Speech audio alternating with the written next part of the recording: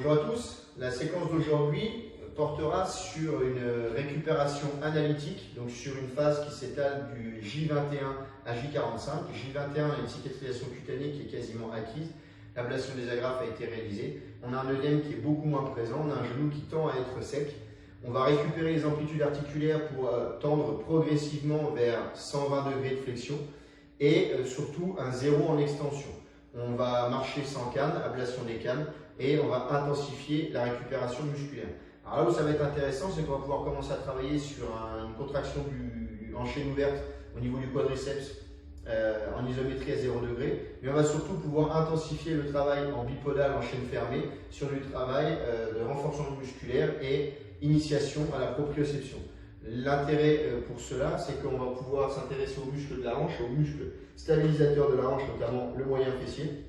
On va pouvoir renforcer le quadriceps si on n'a pas eu un prélèvement au niveau du tendon rotulien.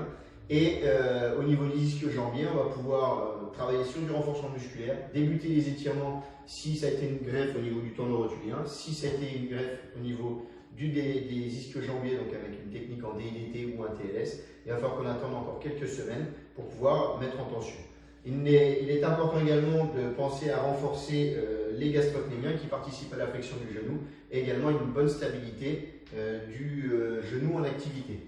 L'exercice qui est proposé dans la continuité de ce qu'on a vu tout à l'heure, donc de la rééducation au post-opératoire précoce, c'est de majorer la flexion pour atteindre progressivement un 120 degrés analytique avec l'utilisation des pads. Donc on va repositionner nos mains ici et on va majorer donc le mouvement de flexion puisqu'on a augmenté la flexion dorsale de cheville. Voilà. Et donc là, on va tendre progressivement vers 100-110 degrés de flexion. Voilà. Donc tout se passe au niveau de l'articulation du genou. Ça ne déclenche pas de douleur, c'est relativement doux et le patient va être pris dans ses objectifs et va pouvoir se faire mobiliser tranquillement. Ça, c'est la première étape. La deuxième étape, nous allons la voir dans la vidéo suivante.